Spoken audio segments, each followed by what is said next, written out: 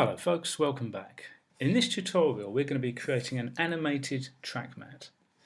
Now to get started I've got a white solid in the timeline here. I'm going to go to Effect, Noise and Grain, and I'm going to add fractal noise.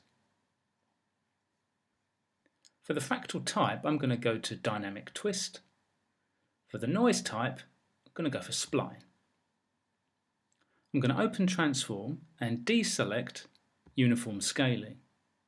And I'm going to draw the height out quite a bit, and the width I'm going to extend that out a little as well, something like that should do.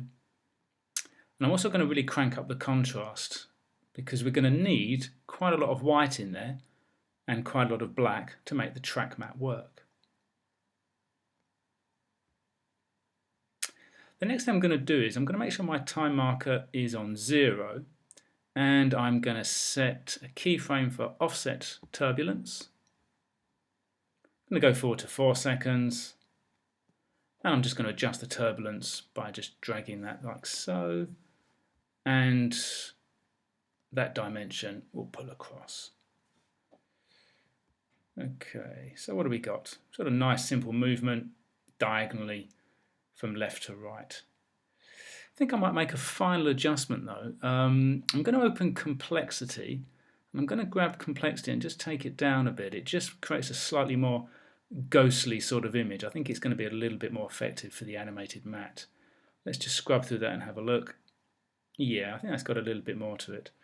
So don't forget folks, when we add the track mat, I'm going to go for a Luma mat. And what that's going to do is it's going to attack the white portions or the brightest parts of the image and create transparency, and on the black portions of the mat it's going to leave those bits opaque. So these black bits will be opaque, the white bits will become transparent. So let's just see how that looks. I'm going to grab a layer here, drag it underneath the white solid. I'm going to set the track mat to Luma mat, and as we know the Luma mat will attack the brightest portions and make those transparent, and it will leave the darkest portions opaque. Let's click on it and see what we've got. Now what I'm going to do is I'm going to leave the background colour off so you can actually see the effect in a bit more detail. As we scrub through it, the white portions as they animate across the screen are creating transparency. The black portions are leaving things opaque. And the nice thing is then you can actually start to sort of mix layers together.